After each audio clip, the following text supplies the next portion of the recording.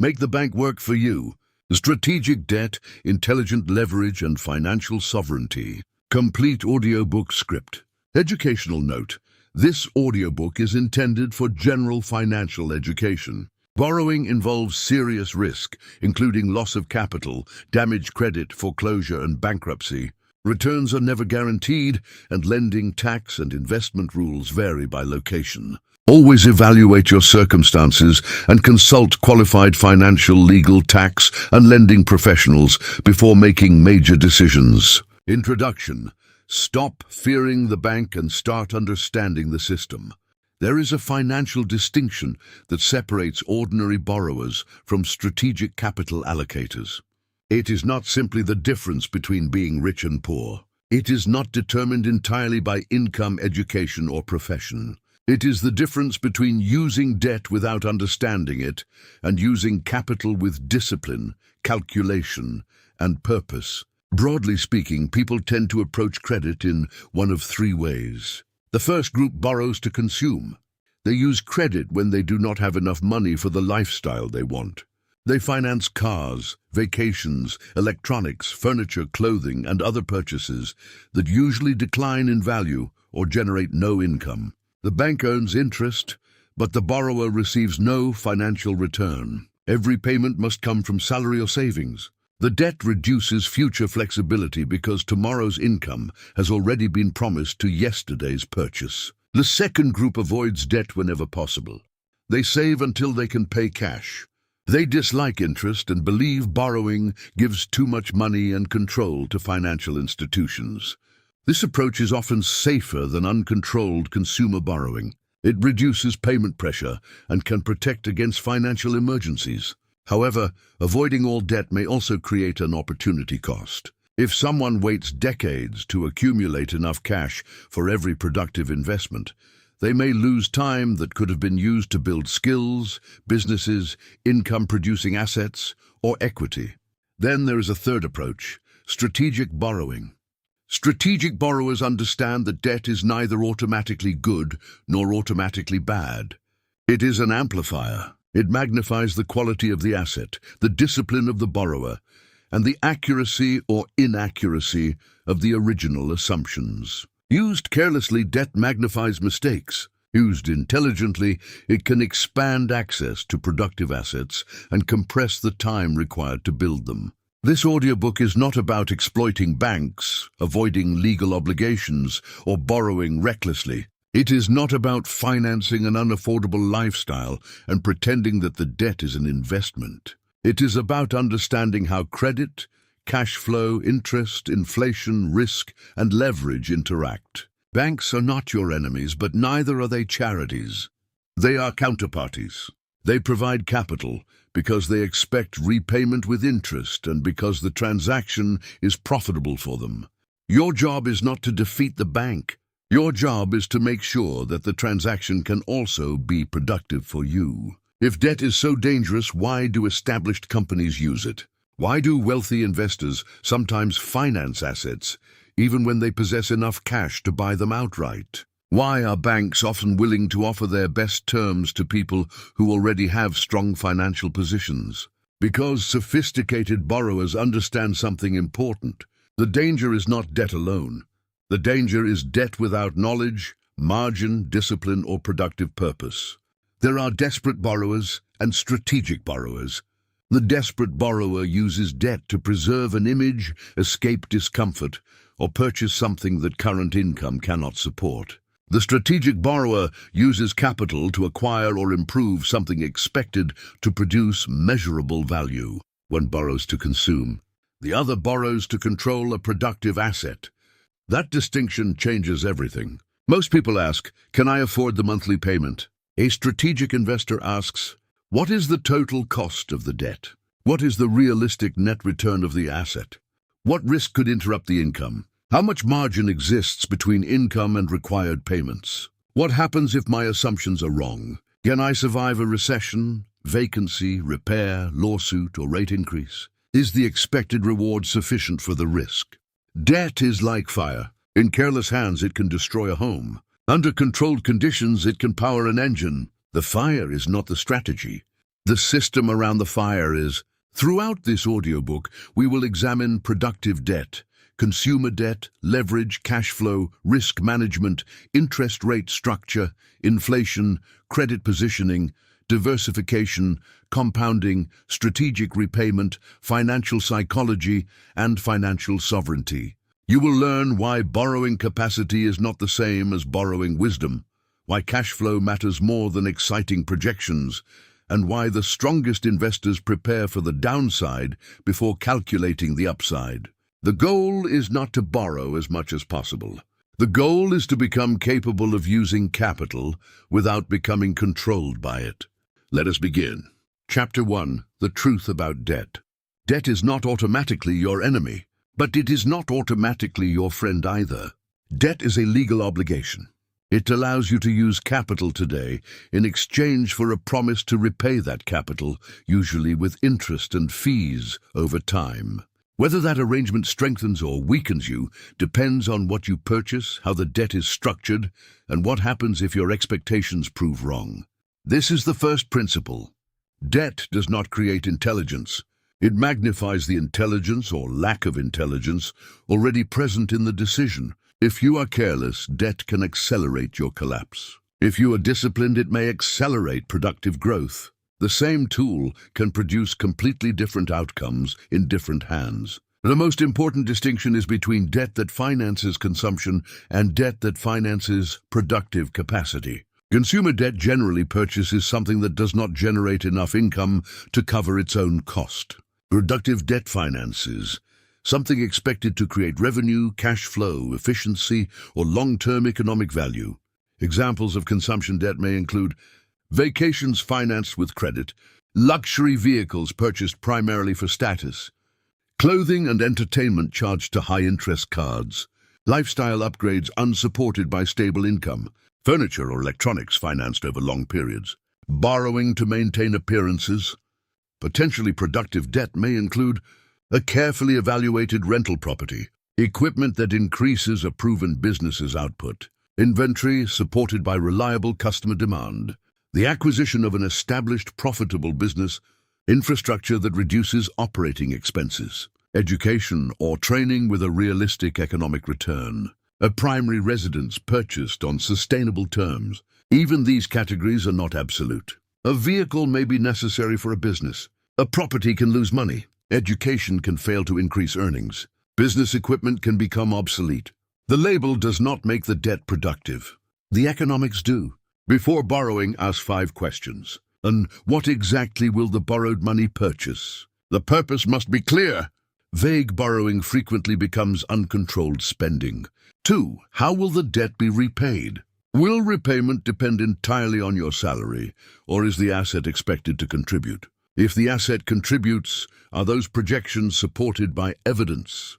3. What is the complete cost? Include interest, origination fees, closing costs, insurance, maintenance, taxes, legal expenses, and any penalties.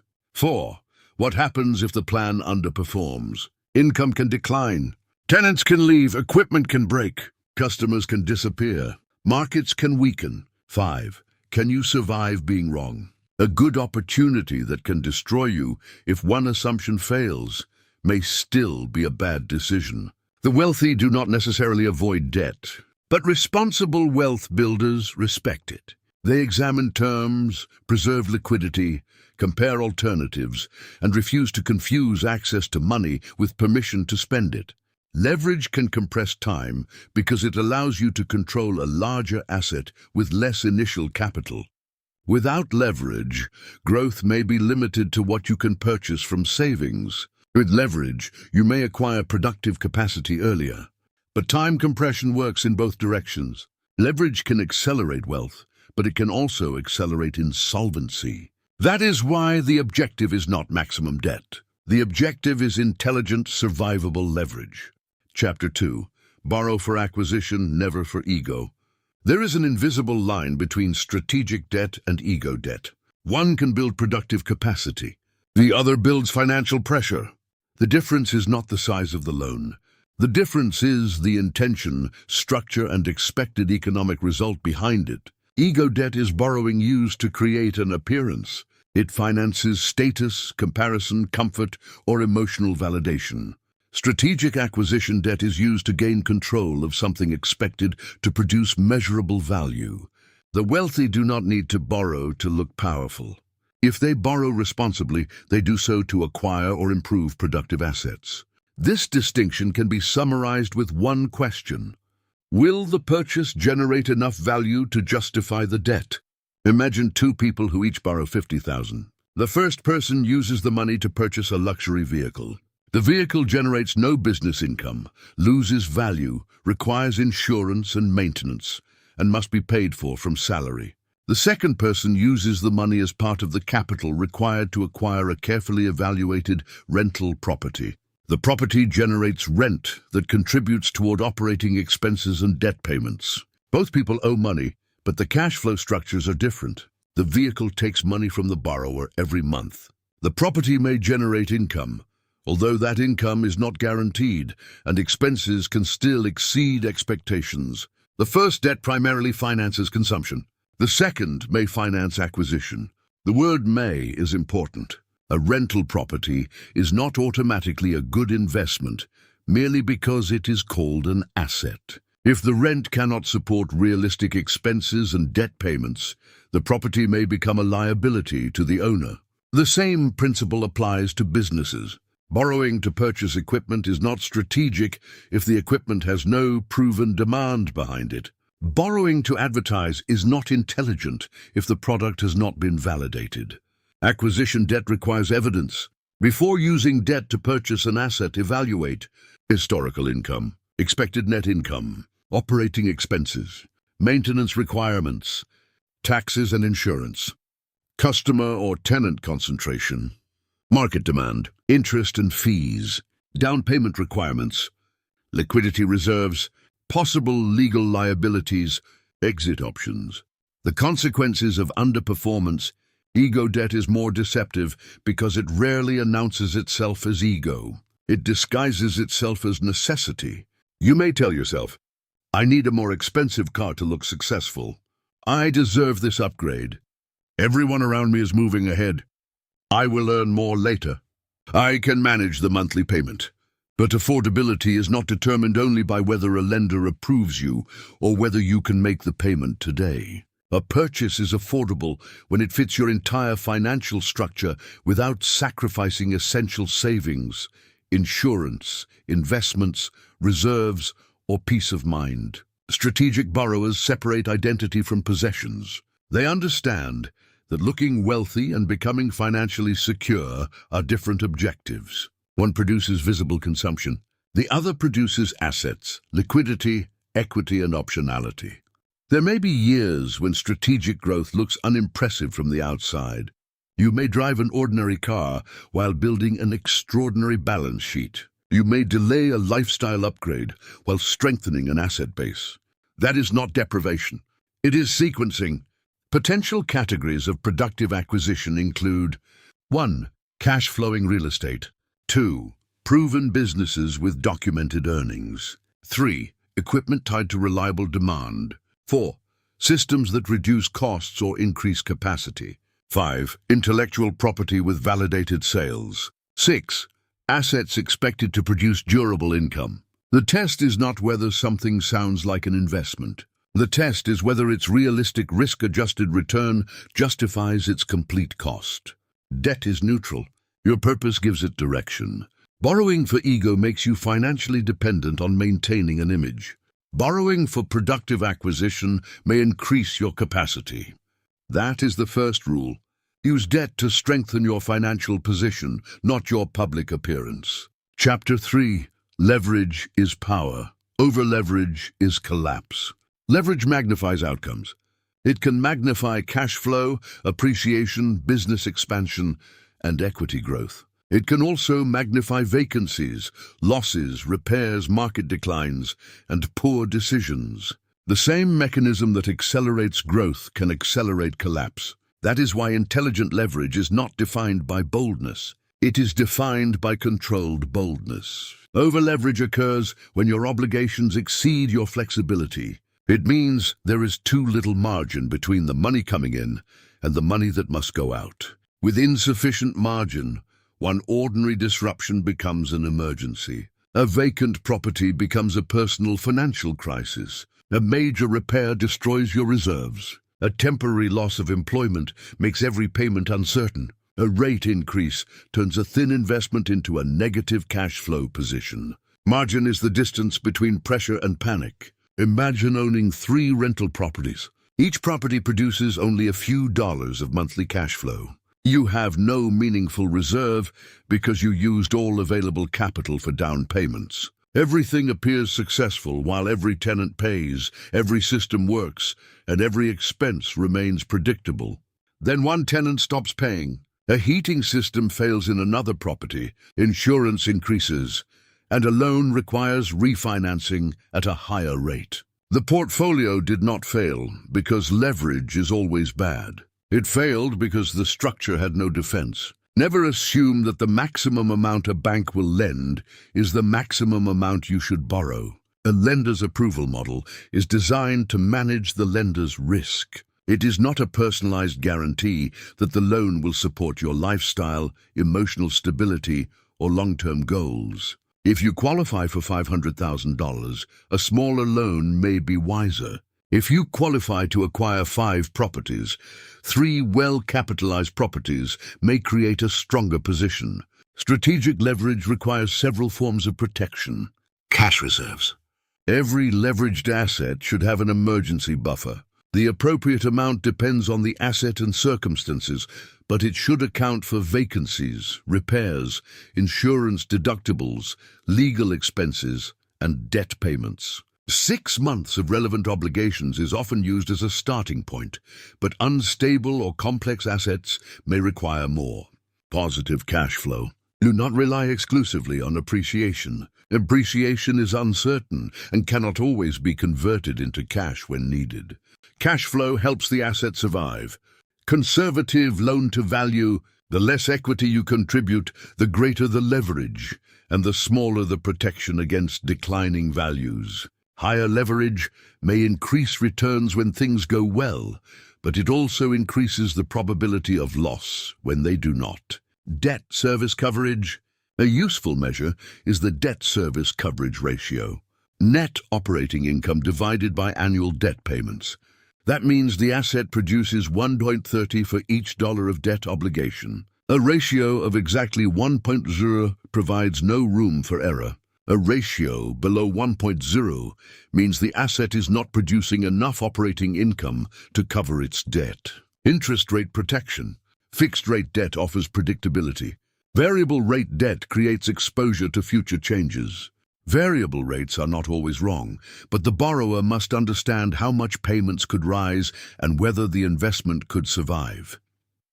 Duration matching. Avoid using short-term debt to finance a long-term asset unless you have a credible repayment or refinancing plan. If the loan becomes due before the asset stabilizes, you may be forced to refinance under unfavorable conditions or sell at the wrong time. Match the expected life of the financing to the economic life and stabilization period of the asset. Finally, pay attention to your psychology.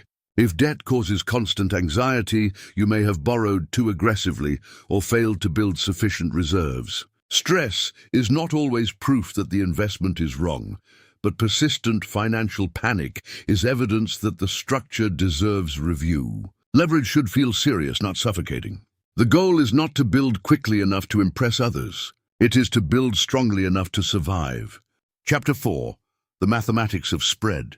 If you do not understand the numbers, you are not investing strategically. You are speculating. At its simplest, spread is the difference between what capital costs and what the asset earns. A basic screening formula is expected asset return minus cost of capital equals expected spread. If the return is reliably greater than the cost of debt after expenses, there may be a positive spread. If the asset earns less than the debt costs, the borrower must subsidize the difference. However, the simplified formula is only a beginning. Suppose an asset produces $24,000 in annual income after ordinary operating expenses. If the annual debt obligation is $16,000, the property appears to generate $8,000 before income taxes and additional reserves. But you must ask what was included in the expense calculation. Did it account for vacancy, maintenance, property management, insurance, property taxes, utilities paid by the owner, legal and accounting costs, major future replacements, closing costs, financing fees, unexpected repairs? Gross income is not profit. A property collecting $36,000 in annual rent does not produce $36,000 for its owner.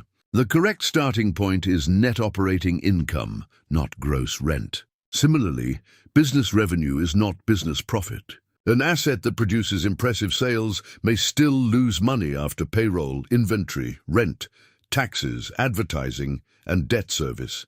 Strategic investors analyze several numbers. Net operating income. This is income after ordinary operating expenses, but before debt payments and certain taxes. Debt service. This includes required principal and interest payments. Depending on the loan, it may also include additional fees or insurance. Cash flow after debt service. This is the amount remaining after operating expenses and scheduled loan payments. Cash-on-cash return. This compares annual cash flow with the actual cash invested, including the down payment, closing costs, initial repairs, and required reserves. Loan-to-value ratio. This compares the loan amount with the asset's value. Higher ratios mean greater leverage and generally greater risk. Break-even point. This identifies how far income can fall or expenses can rise before the investment stops covering its obligations. The most important analysis is not the optimistic projection. It is the stress test. Ask, what happens if income declines by 10% or 20%? What if the property remains vacant for several months? What if insurance rises sharply? What if a customer representing 30% of revenue leaves? What if repairs are twice the expected amount? What if refinancing occurs at a significantly higher rate? What if the asset cannot be sold quickly? If a modest disruption destroys the spread, the investment may be too fragile. Risk-adjusted spread matters more than advertised return. A projected 15% return from a highly unstable business may be less attractive than a smaller return from a durable asset with predictable demand. Higher risk should require a greater expected reward, but a higher projection does not eliminate the risk. Consistency creates compounding. Exciting projections create stories. Spread can produce a powerful cycle. 1. One asset produces positive cash flow. 2. Cash flow strengthens reserves. 3. Excess cash is reinvested. 4. Reinvestment supports another acquisition. 5. The second asset adds more cash flow. 6. The portfolio gradually becomes less dependent on salary. But the process works only if the original spread is real. Do not ask only, how much debt do I have? Ask, what does the debt cost? What does it finance? What net income does the asset produce? How stable is that income? How much margin remains under stress? Debt without context tells you little. Structure reveals the truth.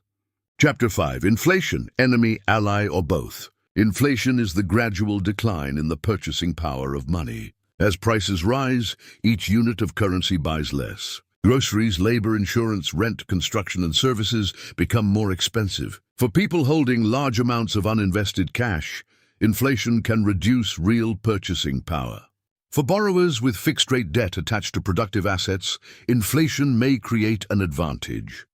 But that advantage is conditional, not guaranteed. Imagine you obtain a long-term fixed-rate mortgage. Your principal and interest payment remains constant. Over time, wages and rents may rise while the nominal loan payment stays the same. If your income grows and the payment remains fixed, the payment may become easier to carry in real terms. You are repaying old debt with currency that has less purchasing power. This is sometimes called the inflation advantage of fixed-rate debt. At the same time, an income-producing property may increase in nominal value and rents may rise. If that occurs while the debt payment stays fixed, the borrower can benefit through higher income, appreciation, and a lower real debt burden.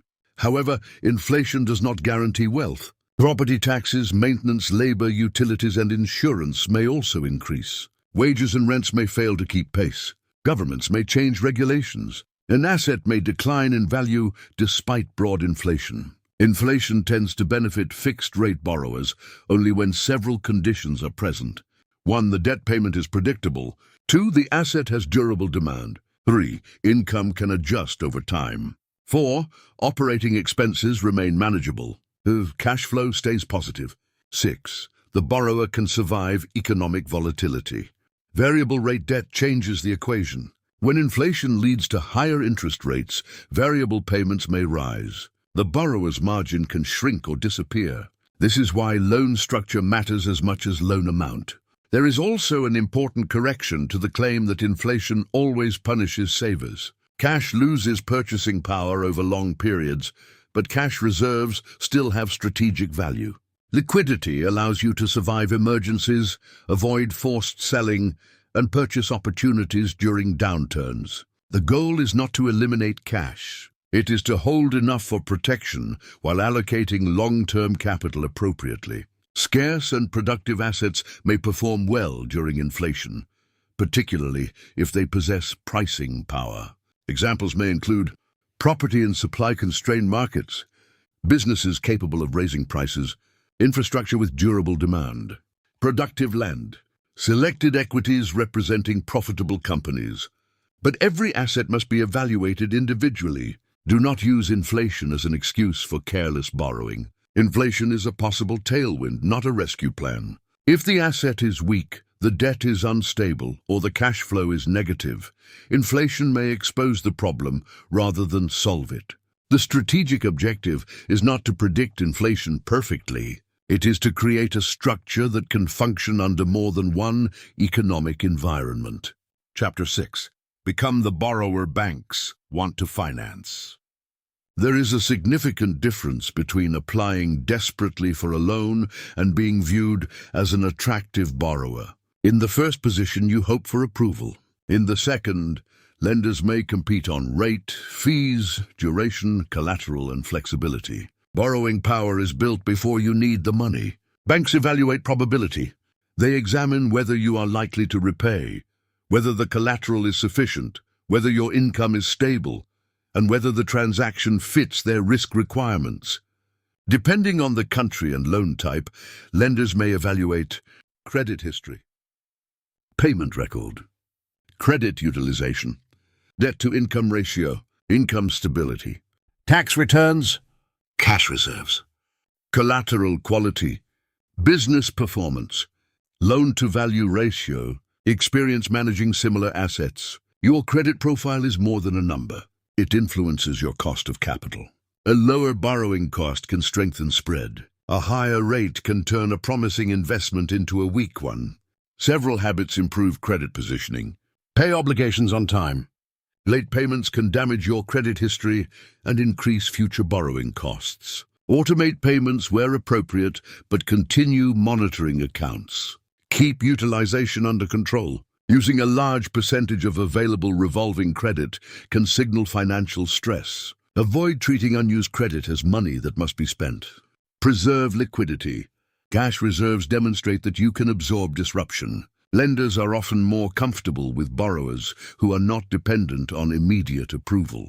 Maintain accurate documentation. Organized income statements, tax returns, bank records, leases, contracts, and financial reports increase credibility. Never misrepresent income, assets, debt, or the intended use of borrowed funds.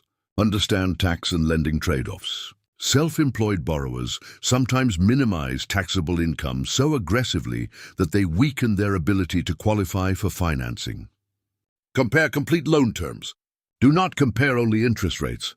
Examine annual percentage rate, origination fees, closing costs, prepayment penalties, variable rate provisions, balloon payments, personal guarantees, recourse, collateral requirements, renewal conditions, covenants, refinancing risk. A lower advertised rate may not mean a cheaper or safer loan.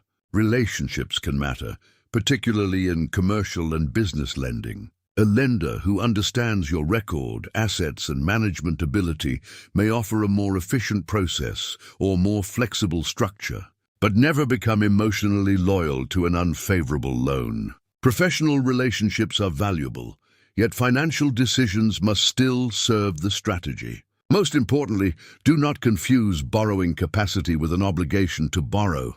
Access to capital is optionality. It gives you the ability to act when the right opportunity appears. Using capital without a suitable opportunity destroys that optionality. The strongest borrower is not the person with the largest loan. It is the person capable of walking away.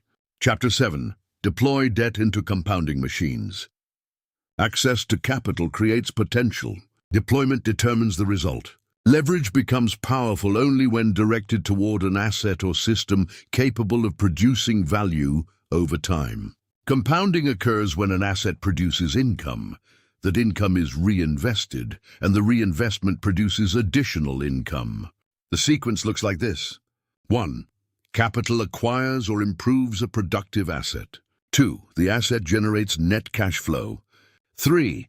Part of the cash flow strengthens reserves. 4. The remaining surplus is reinvested. 5.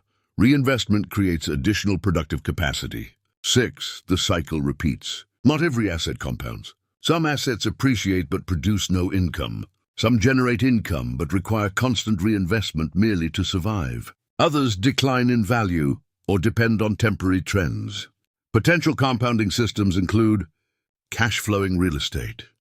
Rental income exceeds realistic operating expenses, debt service, and reserve requirements. Excess cash is reinvested rather than consumed. Scalable businesses. Revenue can grow faster than operating expenses. Borrowed capital may finance equipment, distribution, technology, or staff after demand has been proven. Dividend-producing investments. Income can be reinvested into additional shares. However, using borrowed money to purchase volatile securities can be extremely dangerous, especially when margin calls or forced liquidation are possible. Intellectual property. Books, software, courses, licenses, media libraries, and patents may produce value repeatedly after the initial creation. An investment may compound indirectly by reducing recurring operating expenses and allowing savings to be reinvested elsewhere. The key is to borrow for proven scale, not hypothetical scale. A business that has not demonstrated demand should not assume that debt-funded advertising will create it. A property should not be purchased solely because the neighborhood might become popular. Evidence must come before leverage.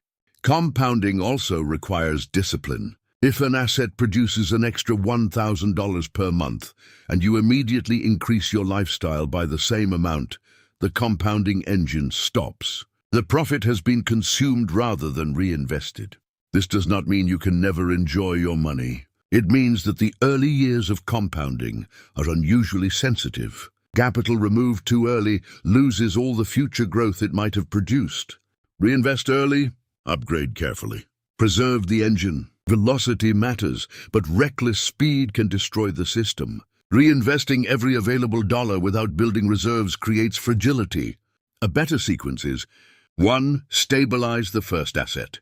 2. Build sufficient reserves. 3. Document the operating system. 4. Confirm that cash flow is durable. 5. Acquire the next asset conservatively. 6. Repeat without sacrificing margin. Compounding often feels slow at the beginning. The first years may produce modest results. Over time, however, accumulated cash flow, debt reduction, asset growth, and reinvestment can begin supporting one another. Leverage may provide the spark, but discipline keeps the engine running. Chapter 8. The Psychological War of Debt. Debt affects more than your balance sheet. It affects your emotions, sleep, confidence, relationships, and decision-making. A strategy can look intelligent on paper and still fail because the borrower cannot manage the pressure. Debt amplifies personality. If you are impulsive, access to capital can magnify impulsiveness. If you are greedy, early success can encourage reckless expansion. If you are fearful, normal market fluctuations may push you into bad decisions. The objective is emotional neutrality. Debt should not feel heroic. It should not feel shameful. It should be treated as a contractual tool that must be monitored and managed. Fear creates one extreme. Some people avoid every form of borrowing because uncertainty feels intolerable. That decision may be appropriate for their circumstances, but when fear alone controls the choice, it can prevent intelligent opportunities. Overconfidence creates the opposite extreme. One successful investment leads to another. Confidence rises. The borrower begins assuming that favorable conditions will continue indefinitely. Reserves shrink, leverage increases, and risk becomes invisible. Then the environment changes. Income falls, rates rise, or demand weakens. Confidence turns into panic. Panic creates forced selling, poor refinancing, and permanent loss. Fear and greed produce different behaviors, but both can weaken judgment. To manage the psychology of leverage, create rules before emotion appears. For example, never acquire an asset without a written stress test. Never use emergency reserves for lifestyle spending. Never borrow because of fear of missing out. Never rely on refinancing as the only way a deal works. Never make a major financial decision during panic or excitement. Never increase lifestyle based on temporary profit. Review the portfolio on a schedule rather than reacting to headlines. Your reason for using leverage also matters. If your objective is status, comparison will influence your decisions. You will feel pressure to expand faster, own more, and appear successful. If your objective is freedom, resilience, and productive capacity, you are more likely to move patiently. Avoid comparing your structure with someone else's public image. You rarely know their debt terms, reserves, losses, obligations, or complete financial position. Focus on your own. Cash flow, spread, reserves, debt maturity, risk concentration, time horizon, emotional tolerance. Psychological strength grows from structural strength. Strong reserves, conservative payments, diversified income, and clear plans reduce emotional pressure. It can be engineered through preparation. Debt should never control your identity. You are not successful because a bank approved you. You are not a failure because you choose to reduce debt. The correct decision is the one that supports your goals, risk tolerance, and financial structure. Arithmetic should guide the strategy. Emotion should inform you, but it should not command you. Chapter 9, When to Hold Debt and When to Eliminate It. Debt is a tool for acceleration, not a permanent belief system. Some people avoid debt under every circumstance. Others treat leverage as if more is always better. Both positions ignore context. Financial maturity means knowing when debt remains productive and when it has become unnecessary, expensive, or dangerous. There are 3 broad stages of strategic debt. Stage 1. Acquisition debt. You use financing to acquire productive capacity that you could not efficiently purchase with cash alone. The focus is on conservative leverage, positive cash flow, and survivability. Stage 2. Optimization debt. The asset has stabilized. Equity and cash flow have improved. You begin evaluating whether the original debt remains suitable. You may consider lowering the rate, removing unfavorable terms, changing the duration, or reducing concentration. Stage 3. Optional debt. Your assets, liquidity, and income are strong enough that borrowing is no longer necessary. You use debt only when the expected advantage clearly justifies the risk. Optionality is the highest form of financial strength. Debt should generally be prioritized for elimination when the interest rate is extremely high. The debt finances consumption. The asset no longer produces sufficient return. The spread is negative. The payment creates unacceptable pressure. The loan carries dangerous variable terms. The debt creates excessive concentration. The risk is no longer consistent with your goals. Stability has become more valuable than additional growth. High-interest credit card balances and expensive personal loans usually deserve urgent attention.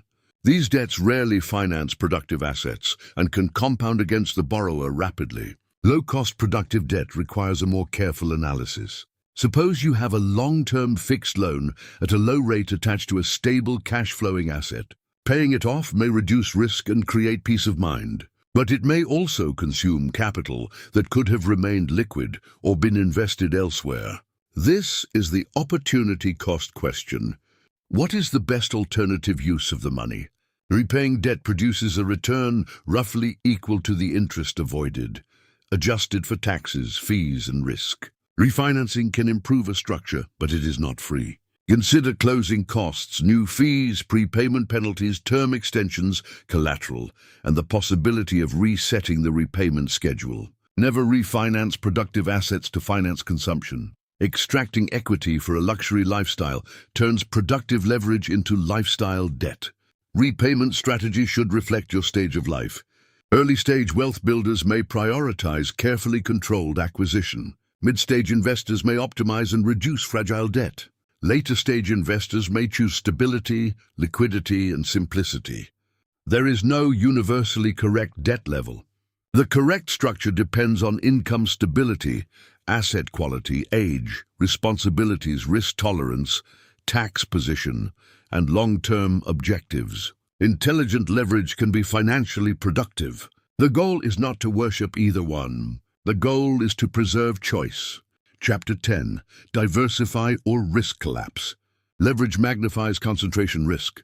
A portfolio can appear strong while every asset depends on the same market, city, tenant type, customer, lender, or economic condition. When that single condition changes, the entire structure may weaken at once. Diversification is not the random ownership of many unrelated assets. It is the deliberate reduction of correlated risk. If all your properties are located in one neighborhood, a local economic decline can affect them simultaneously. If one customer produces most of your business revenue, losing that customer can threaten the entire company.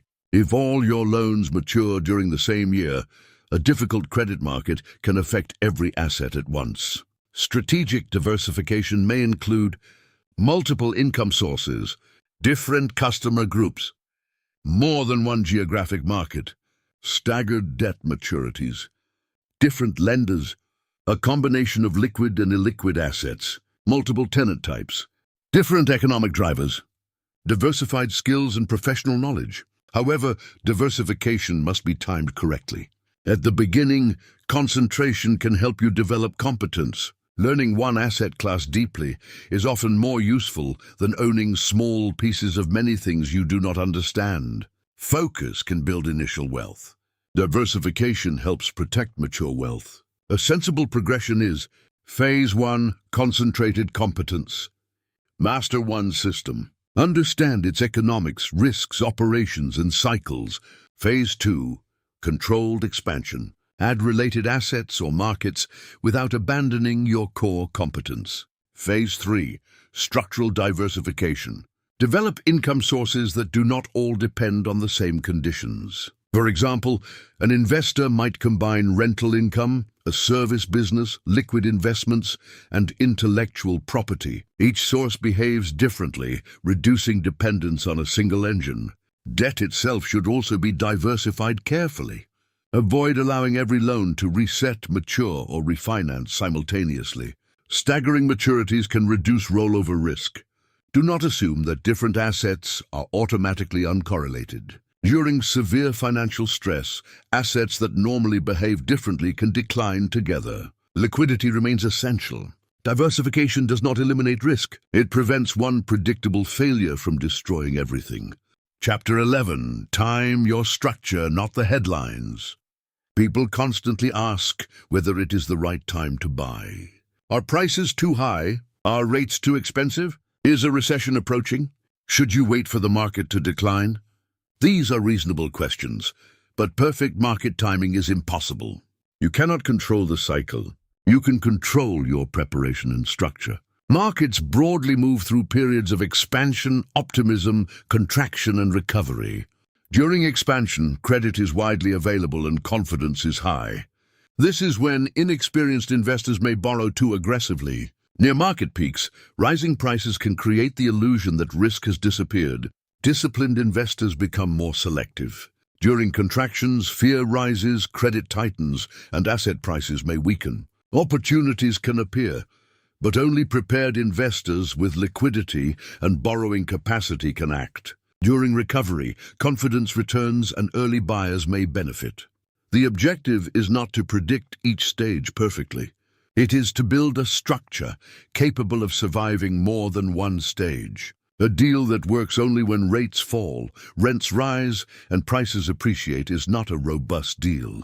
Evaluate opportunities using current conservative assumptions. Ask, does it produce acceptable cash flow at today's rate? Can it survive without immediate appreciation? What happens if refinancing is delayed? What if the rate is higher when the loan matures? Do I have enough liquidity to hold through a downturn? Am I buying because of mathematics or fear of missing out?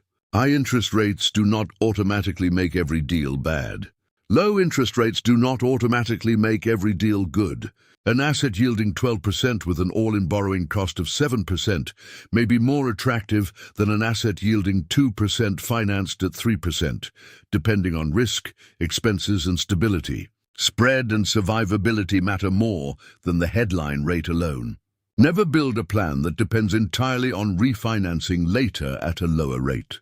Refinancing may be possible, but it should improve an already workable structure, not rescue a broken one. You can also reduce timing risk by entering gradually. Acquiring assets over several years avoids concentrating every purchase at one market level.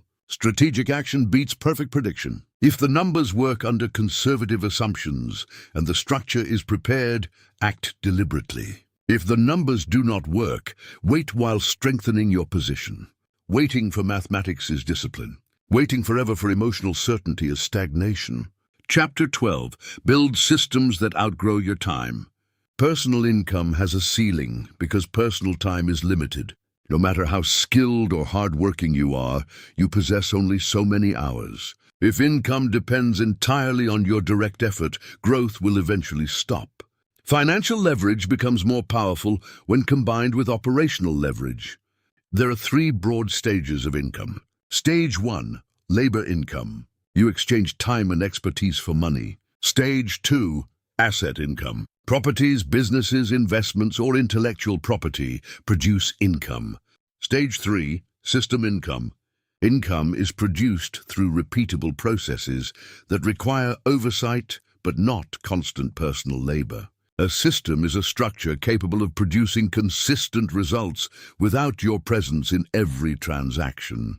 Examples may include rental properties supported by reliable management, a business with trained leadership, automated sales and service processes, software with recurring subscriptions, licensing arrangements, documented operating procedures, investment plans with structured contributions and rebalancing. Acquiring assets without building systems can create a different kind of job. You have multiplied your obligations.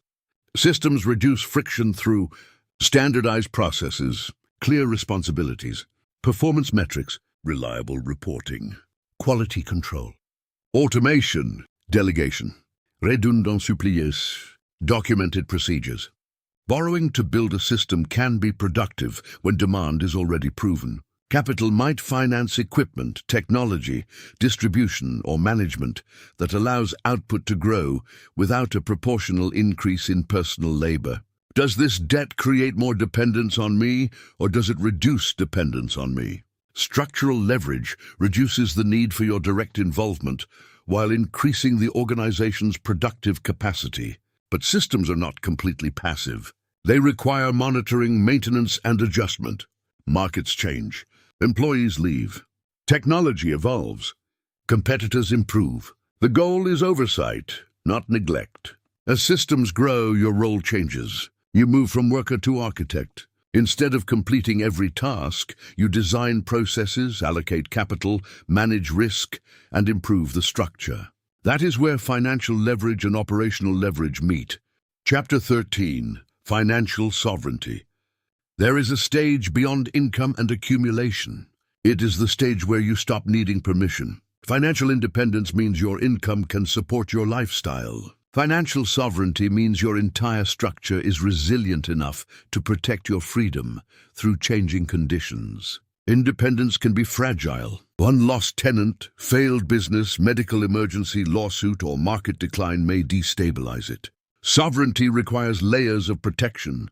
A financially sovereign structure may include multiple reliable income sources, conservative debt relative to assets, significant liquidity, positive free cash flow, adequate insurance, controlled personal expenses, strong credit without dependence on it, legal and tax organization, emergency and opportunity reserves, a long time horizon, the ability to reject unfavorable deals. At the beginning of wealth building, leverage may be necessary for expansion. Later, leverage becomes optional.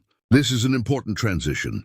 When debt is necessary, the borrower must accept whatever reasonable options are available.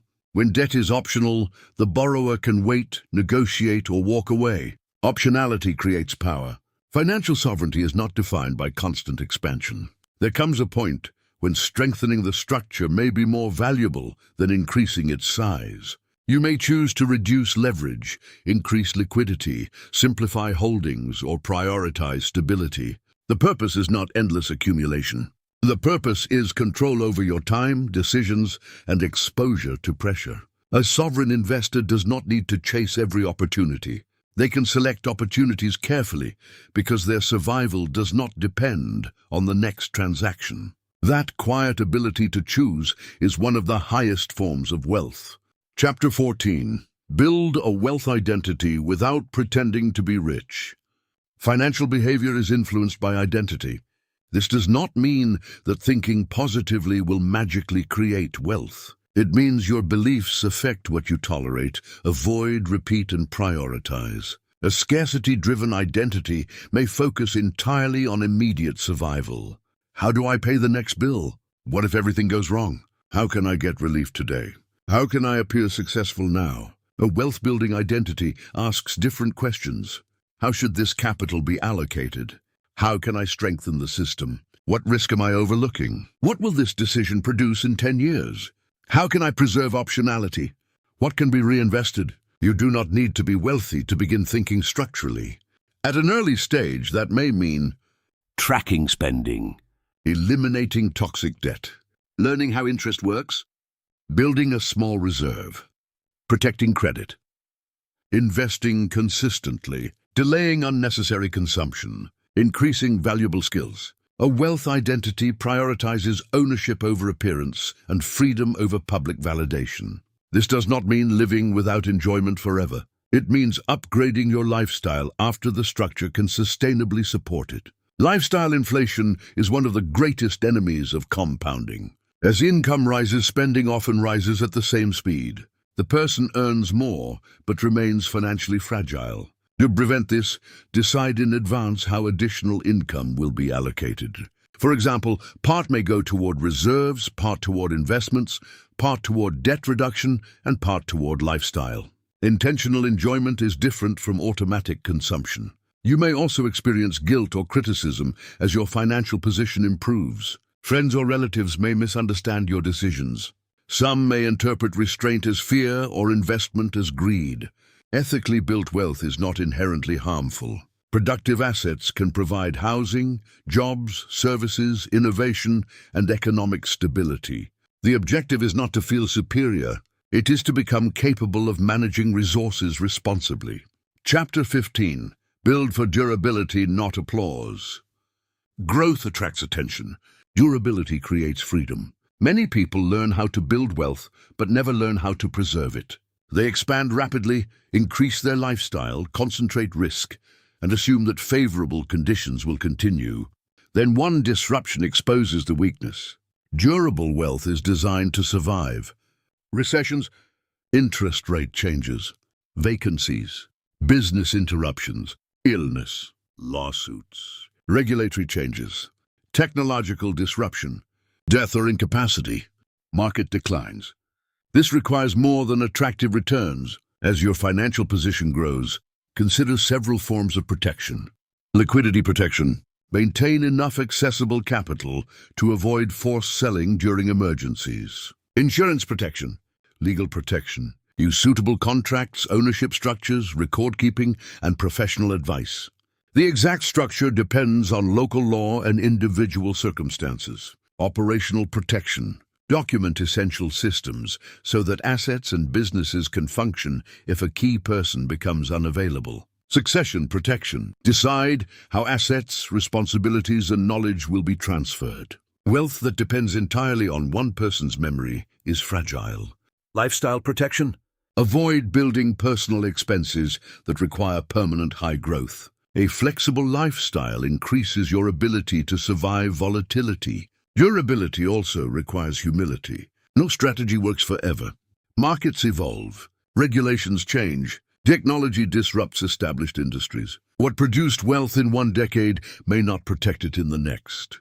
Continue learning.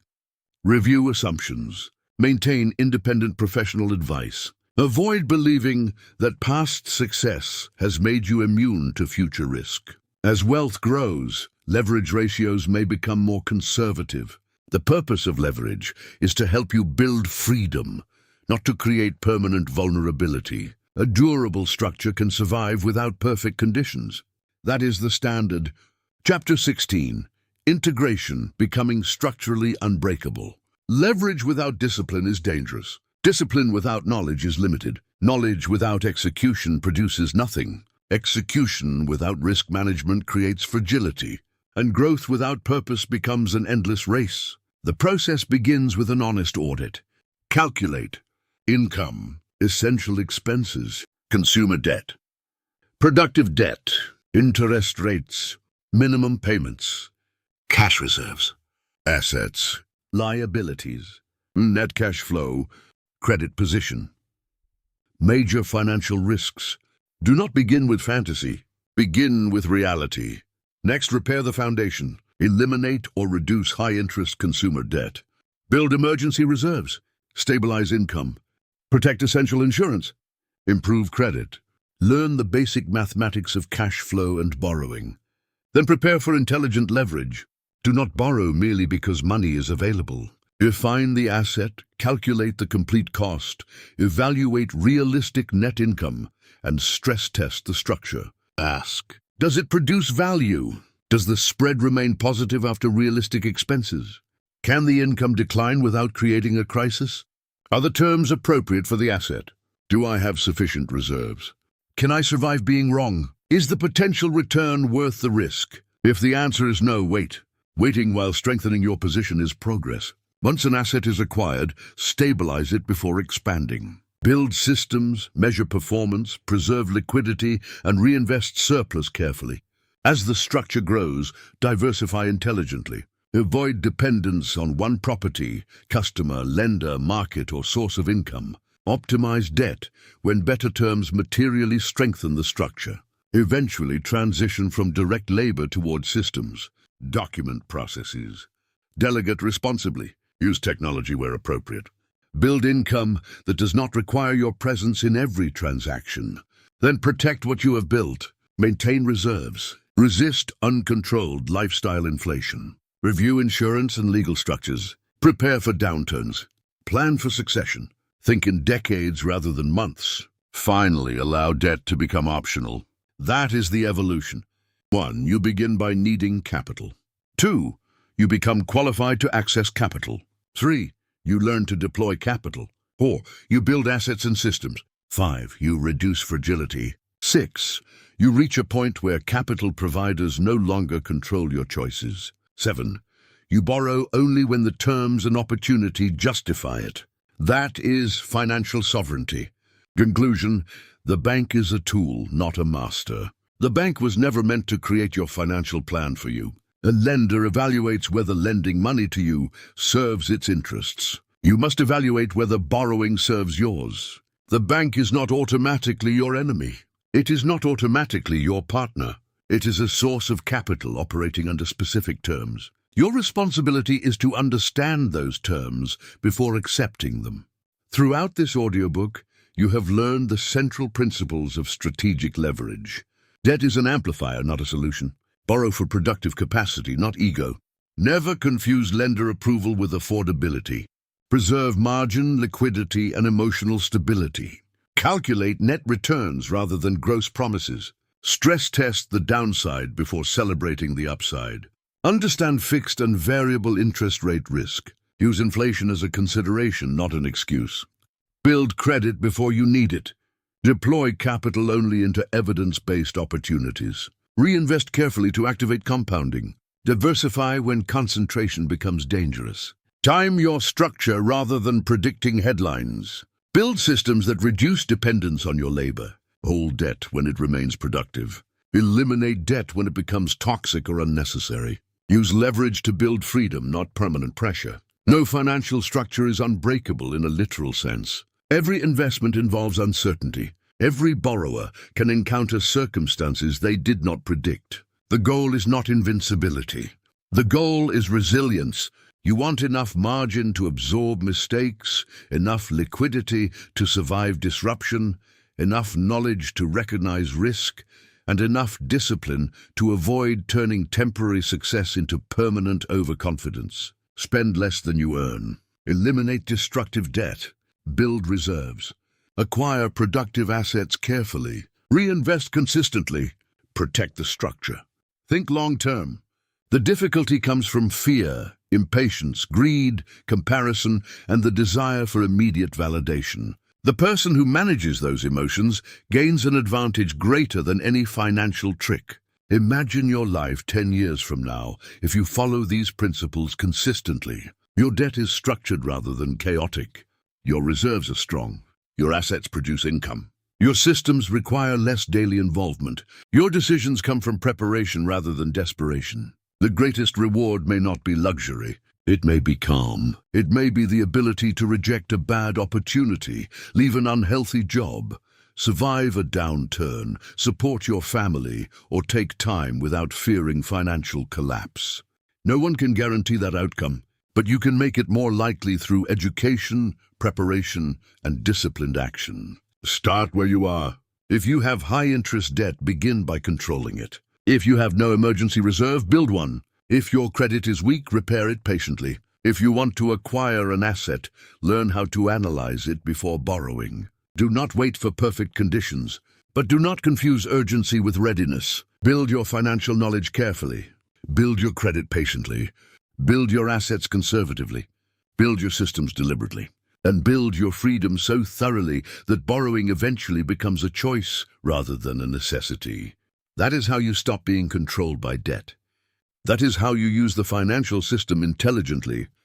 And that is how you begin making the bank work for you.